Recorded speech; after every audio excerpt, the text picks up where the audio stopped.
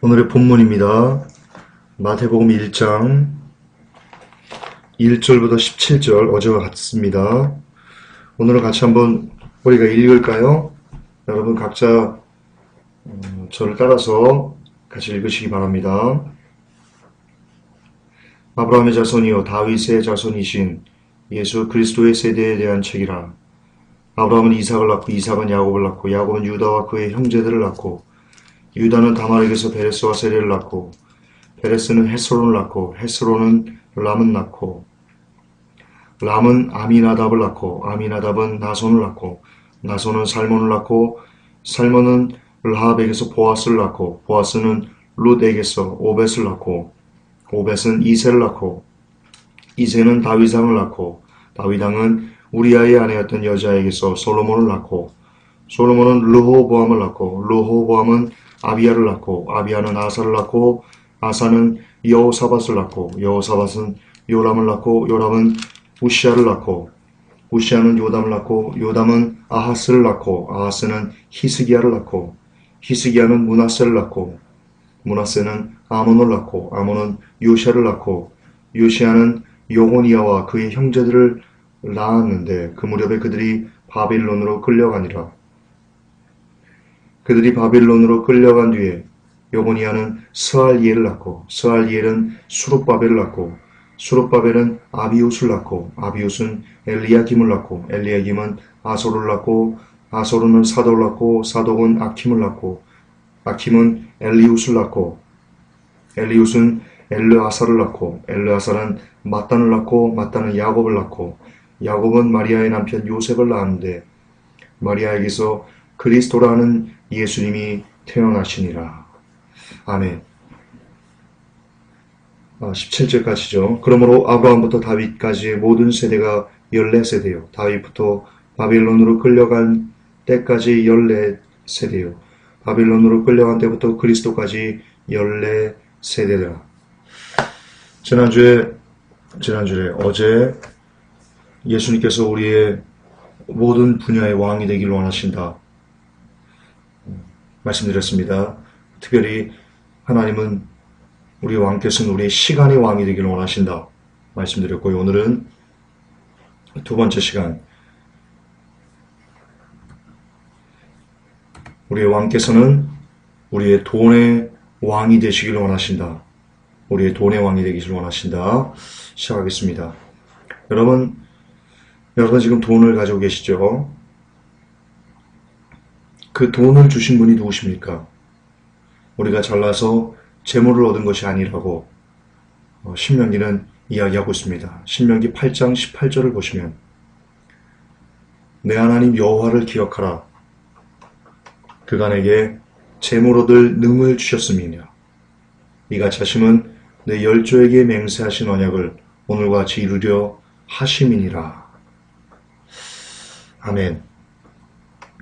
이처럼 여러분 우리에게 우리에게 재물을 주신 분은요, 우리의 왕이신 예수님을 우리가 인정해야 되는데요. 따라서 돈은 우리가 스스로 우리의 힘과 우리의 어떤 것으로 우리에게 얻어진 것이 아닌 전적으로 우리 왕이신 그분께서 우리에게 주신 것이기 때문에 우리가 그분께서 우리에게 돈을 주셨다는 것을 기억한다면 우리는 반드시 왕이신 예수님께서 인정하시는 선 안에서, 그분의 선한 뜻 안에서 돈을 사용하는 법을 우리가 훈련해야만 합니다.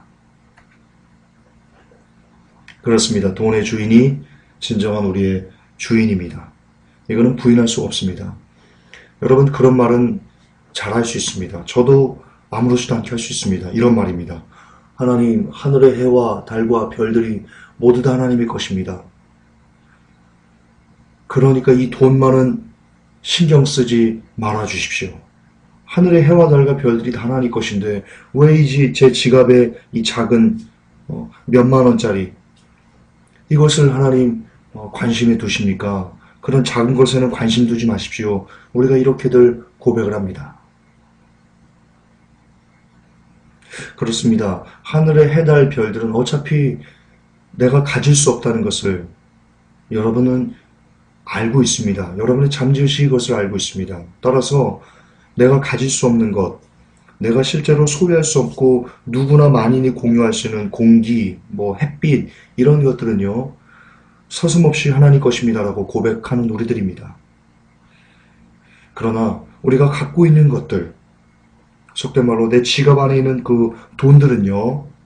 쉽게 섣불리 이것이 하나님의 것입니다라고 고백하는 것을 물론 입술로는 그렇게 고백하죠. 그러나 진짜 여러분의 양심은, 우리의 양심은, 우리의 중심은 이것이 주님 것입니다라고 고백할 수 있는지요? 저는 힘듭니다. 저는 제 양심이 압니다. 이 지갑의 주인이 하나님이십니다. 이것은 내 것입니다. 라고 나는 고백하는데 더 빠르다는 것을 제 양심은 고백합니다. 하지만 우리는 실제적인 고백을 하나님께 드려야 됩니다. 왜? 돈이 내게서 비롯된 것이 아니기 때문입니다. 하나님께서 보십시오. 재물 얻을 능을 우리에게 주셨다라고 기록하고 있습니다. 따라서 내 지갑의 주인이 하나님이십니다. 라는 고백을 우리가 주께 드릴 수 있어야만 합니다. 그래야지만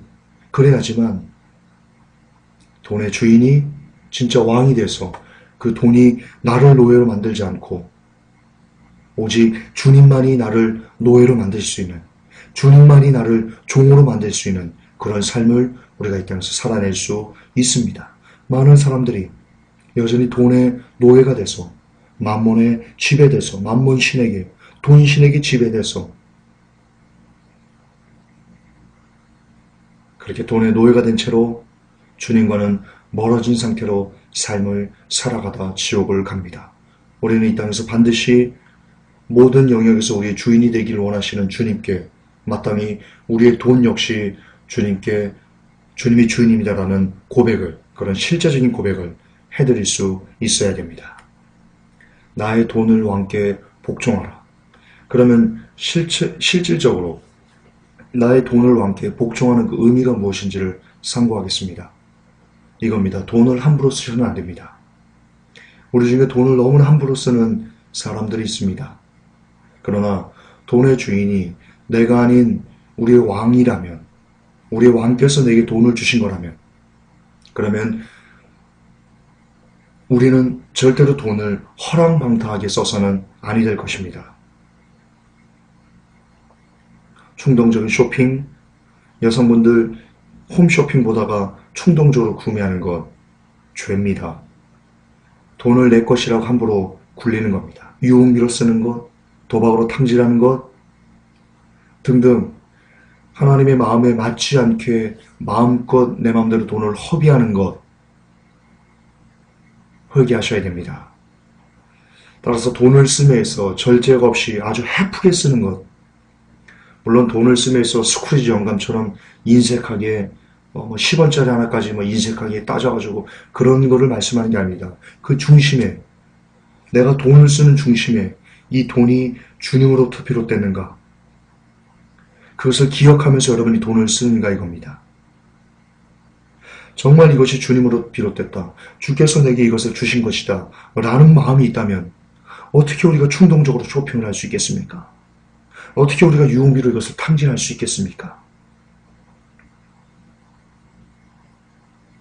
그러므로 되도록이면 돈을 꼭 필요한데 하나님의 것을 하나님께 드릴 수 있는 그런 우리가 되어야 되겠습니다.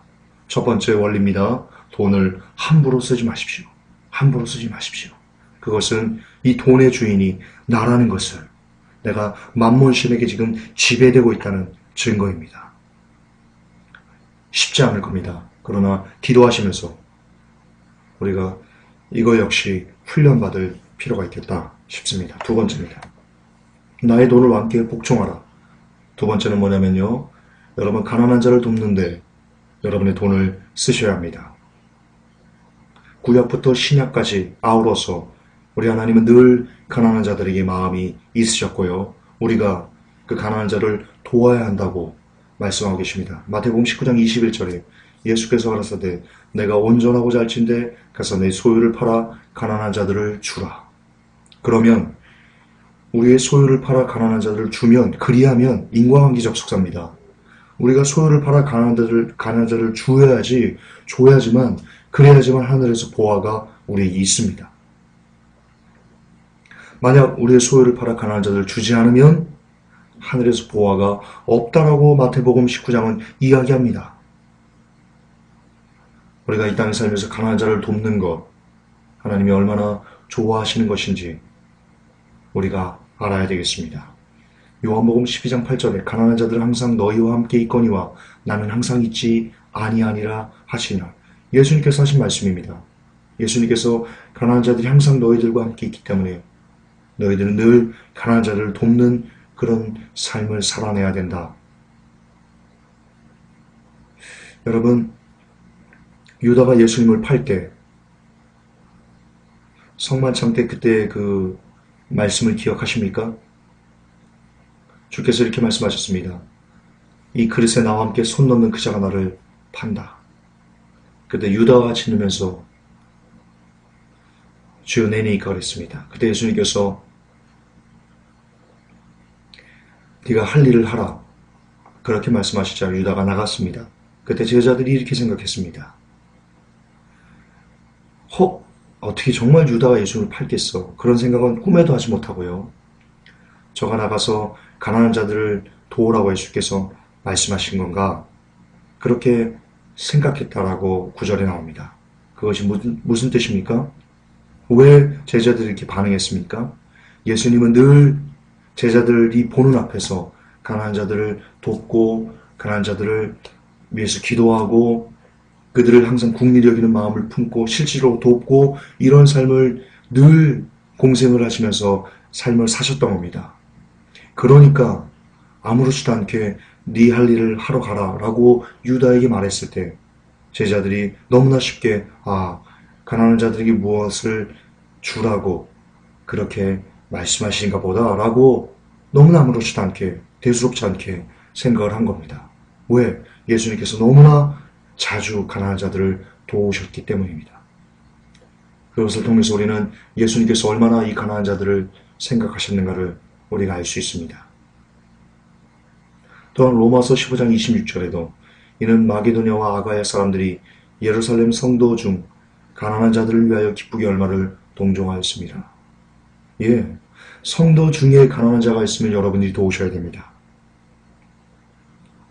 회복교회 공동체 안에 가난한 자가 있으면 늘 여러분들이 이 성도님들의 삶을 돌아보면서요. 누가 월세를 못 내는 사람은 없는가? 누가 굶는 사람은 없는가? 누가 지금 부모님이 아파서 혹은 남편이나 아내가 아파서 그 아픈 것 때문에 지금 물질적으로 쪼들리지 않는가? 여러분들이 늘 성도들의 삶을 돌아보았어요. 그들을 돕고자 애를 쓰는 성도님들이 되셔야 됩니다. 그것이 성경에서 가르치는 나의 돈을 함께 복종하는 방법이라고 지금 이야기하고 있습니다. 고린도서 9장 9절에 기록한 바 저와 같이 흩어 가난한 자들에게 주었으니 그의 의가 영원토록 있느니라. 예, 우리가 흩어 가난한 자들을 도우면 우리의 의가 하나님 앞에 기억하신 바 된다라고 성경은 이야기합니다. 갈라디아서 2장 10절에 다만 우리에게 가난한 자들 생각하는 것을 부탁하였으니 이것을 나도 본래 힘써 행하노라. 그렇습니다. 우리에게 가난한 자들 생각하는 것을 부탁하였습니다. 물론 여기는 사도들이 바울에게 이야기한 겁니다. 그러나 사도들이 누구에게서 가난한 자들 부탁하는 것을 배웠겠습니까? 예수님께서 같이 사도들과 공생일을 하시면서 가난한 자들 학대하거나 가난한 자들 보면서도 마음을 쓰지 않는 그런 삶을 사셨다면 사도들이 왜 바울에게 가난한 자들 생각하는 것을 부탁한다고 그렇게 바울에게 이야기할 수 있었을까요? 아닙니다. 예수님께서 가난한 자들 생각하는 것을 늘 삶의 열매로 본으로 보여주셨기 때문에 사도들도 예수님의 그 마음을 쫓아 그 본을 받아 바울에게 가난한 자들을 부탁한다. 이렇게 이야기했던 것입니다. 야고보서 1장 27절에도 하나님 아버지 앞에서 정결하고 더러움이 없는 경건은 곧 고아와 과부를 그 환난 중에 돌아보고 또 자기를 지켜 세속에 물들지 아니하는 이것입니다. 그렇습니다. 하나님 아버지 앞에 정결하고 더러움이 없는 경건은 고아와 가부를 우리 중에 가난한 자들을 그 환난 중에 돌아보고 그들의 필요를 우리가 드리는 것, 채워주는 것, 그것이 경건이다. 더러움이 없는 경건이다. 라고 우리 주님은 말씀하고 계십니다. 그렇습니다. 여러분이 가진 그 물질, 무엇 때문에 하나님께서 여러분에게 물질을 주셨습니까? 무엇 때문에 하나님께서 여러분에게 돈을 주셨습니까? 예, 우리가 가난한 자를 도우라고, 우리보다 못한 자들을 돌아보라고 주께서 우리에게 돈을 주신 것입니다. 따라서 나의 돈을 왕께 복종하는 것은 우리가 이 땅에서 마땅히 우리보다 못한 사람들, 가난한 자들을, 특히 우리 성도들 중에 가난하고 힘겨운 이들을 도우라고 우리에게 돈을 주신 것이다. 따라서 우리 성도 중에 혹은 가난한 자들을 보면서 우리가 외면한다면, 돈이 아까워서 그것을 외면한다면 나는 지금 만몬신에게 지배된 돈의 노예가 된 상태로 삶을 살고 있는 중이다라는 것을 기억하시는 새벽이 되셔야 되겠습니다. 마지막입니다. 나의 돈을 왕께 복종하라. 11조 생활을 여러분 철저히 하셔야 됩니다. 내가 가진 돈이 왕의 것임을 인정하는 것은 여러분 훈련이 필요합니다. 그리고 그 최고의 훈련은 단연코 11조입니다. 11조를 하나님께 드릴 수 없는 사람은 죄송하지만 결단코 나의 돈을 왕께 복종할 수 없는 사람이라고 저는 정의하고 싶습니다. 물론 11조를 꼬박꼬박 한다고 나의 돈을 왕께 복종하는 사람이라고 등식화시킬 수는 없습니다. 그러나 나의 돈을 왕께 복종하는 사람 중에 11조 생활을 하지 않는 사람은 없다. 결단코 없다. 물론 11조 한다고 다 천국 가는 것은 아닙니다. 그러나 천국에 간 사람들 중에 11조를 하지 않은 사람은 한 명도 없을 것이다. 이거는 100%입니다. 100%입니다. 11조, 천국에 간 사람 중에 11조 하지 않은 사람은 한 명도 없습니다. 그러나 여기서 우리는 11조의 개념을 아셔야 됩니다. 11조는 교회에 내는 것이 아닙니다. 지금 많은 교회가 11조를 교회에 내라. 그것이 하나님께 드리는 것이다. 라고 얘기했는데요. 11조는 교회에 내는 것이 아니고요. 하나님께 드리는 것입니다. 누가복음 11장 42절을 보십시오. 화 있을진저 너희 바리새인이 너희가 박화와 우명과 모든 채소의 11조를 드리되 공의와 하나님께 대한 사랑은 버리는도다. 그러나 이것도 행하고 저것도 버리지 아니하여야 할지니라. 자, 예수님께서 뭐라고 말씀하십니까? 11조를 드리는 그 이유가 무엇이냐? 공의와 하나님께 대한 사랑 때문에 11조를 드리는 것이다. 그게 진짜 11조의 의미다. 근데 바리새인들 너희는, 유대인들 너희는 공의와 하나님께 대한 사랑, 진짜 11조의 의미는 다 엿바꿔먹고 그냥 행위로 11조만 드리면 에브리싱 오케이라고 얘기한다. 옳지 않다. 그래서는 안 된다. 하지만 이것도 행하고 너희가 행위로 11조를 드리는 것도 행하고 그리고 공의와 하나님께 대한 사랑을 같이 그 진짜 의미를 같이 겸해서 11조를 드려야 된다.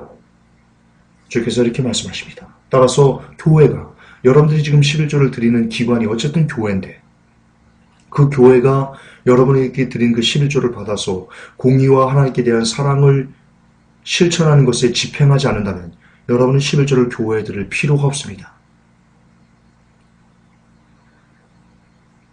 성경적으로 말씀드립니다. 회복회 성도 여러분, 만약 여러분들이 보실 때 이 교회가 여러분이 몸담고 공동체 이루어가는 이 교회가 11조를 헛되게 쓴다면 공의와 하나님께 대한 사랑을 실천하는 데 여러분의 11조를 쓰지 않는다면 제가 정말 가감없이 얘기합니다. 두 번 다시 회복교회에 11조 내지 마십시오. 11조에 헌금도 하지 마십시오. 그런 교회는 문 닫아야 됩니다. 하나님의 공의와 하나님의 사랑에 대한 것을 저버리는 그런 교회는 여러분 이 지구상에 있을 필요가 없습니다. 이미 그것은 교회가 아니기 때문입니다. 그냥 침묵회이기 때문입니다. 하나님은 침묵회에 여러분의 11조를 내라고 명령하신 적이 없습니다. 마지막입니다. 그렇다면 11조는 무엇인가? 11조는 아까 누가복음에서 보셨듯이 하나님의 공의와 그리고 하나님의 사랑을 나타내는 데 쓰는 것이 바로 11조입니다. 그럼 하나님의 공의와 하나님의 사랑이 무엇입니까? 그것은 바로 이웃사랑입니다. 따라서 11조란 이웃사랑을 실천하는 곳에 쓰여야 됩니다. 성도들이 어려움, 성도들의 가난함, 성도들이 밥은 먹는지, 월세는 내놓고 있는지, 가난한 자는 없는지, 혹은 기타 고아나 과부나 이런 가난하고 눈물 가운데 있는 노숙자들이나 어쨌든 이 사회에서 일반적으로 소외돼서 우리의 도움이 필요한 곳에 우리의 11조가, 여러분의 11조가, 우리의 헌물이 쓰여져야 할 것입니다. 만약 교회가 이웃사랑에 대한 관심이 전혀 없고 선교나 구제, 기타 하나님의 눈물과 아픔이 있는 곳에 헌물을 그리고 11조를 쓰지 않는다면 거듭 반복하지만 과감하게 그런 교회에는 11조를 낼 필요가 없습니다. 여러분이 낸 11조와 여러분이 낸 헌금으로 교회 건물을 성전이라고 거짓말로 엿바꿔 먹으면서 거대하게 건물 나부랭이를 지어내는 그런 곳에 이 귀한 11조를 하나님께 거룩히 구별하여 바쳐야 될 이 11조를 내야 될 필요가 없습니다. 내서는 안 됩니다. 그것은 죄입니다. 그것은 교회가 교회로서의 사명을 망각하고 하나님 뜻을 저버리도록 독려하는 것 외에는 오히려 죄의 더러운 죄에 참여하는 것 외에 그 이상도 그 이하도 아니기 때문입니다. 그리고 그 11조를 고아원이나 양로원 등 여러분들이 직접 어려운 이웃들에게 내면 됩니다. 저는 예전 군대 생활을 하면서 11조를 잘난 체로 듣지 마셨으면 좋겠습니다. 11조를 저는 고아원에 했습니다. 왜냐? 저희 교회는 군교회이기 때문에 목사님이 저보다 월급을 더 많이 받습니다. 목사님은 장교고 저는 아사관이었으니까요. 따라서 교회에 낼 필요를 제가 느끼지 못하겠더라고요. 그래서 저는 차라리 부대 인근에 고아원이 있습니다. 저희 부대에서 고아원으로 이렇게 갑자기 생각 안 나요. 하도 오래돼가지고 봉사 그런 걸 나갑니다. 그 부대원들하고 거기서 2년이 된 고아원에 11조를 냈습니다. 그리고 그런데 11조를 냈을 때 하나님께서 너무나 기뻐하신다는 것을 제 마음이 감동으로 느낄 수 있었습니다. 그렇습니다. 11조란 이제 개념을 바꾸셔야 됩니다. 교회에 반드시 내야 되는 것이 아닙니다. 11조란 정말 하나님의 마음과 눈물이 있는 곳에 내는 것입니다. 그러나 반드시 내셔야 됩니다. 만약 결론적으로 11조를 내지 않는다는 것은 하나님께서 내게 주신 돈에 대한 소유권을 내가 주장하는, 하나님 이거 내 겁니다. 해와 달과 별들은 하나님 가지세요. 그러나 이 지갑은 내가 가질 겁니다. 라고 말하는 대단히 오만하고 그리고 교만하고 그리고 심지어 파렴치한 짓입니다. 11조는 반드시 하나님께 거룩히 구별하여 드리셔야 합니다. 기도합시다. 하나님, 오늘 우리가 마태복음 1장 1절부터 17절까지 왕으로 오신 예수님에 대해서 두 번째, 우리 주님은 우리의 돈의 주인이 되기를 원하신다는 것을 우리가 상고하였습니다. 특별히 나의 돈을 왕께 복종하는 그 길이 무엇인지에 대해서 우리가 배웠습니다. 첫째, 돈을 절제하면서 써야 된다는 것을 우리가 배웠습니다. 둘째, 가난한 자를 도와야 된다는 것을 배웠습니다. 셋째, 11조를 반드시 해야 된다는 것을 배웠습니다. 이 세 가지가 나의 돈을, 나의 지갑을 왕께 복종하는, 우리 왕으로 오신 예수님께 복종하는 길이요, 그것이 내가 돈의 주인이 아니오 주인께서 나의 돈의 주인이라는 것을, 그 우선순위를 확실히 하는 길이라는 것을 새삼 깨닫습니다.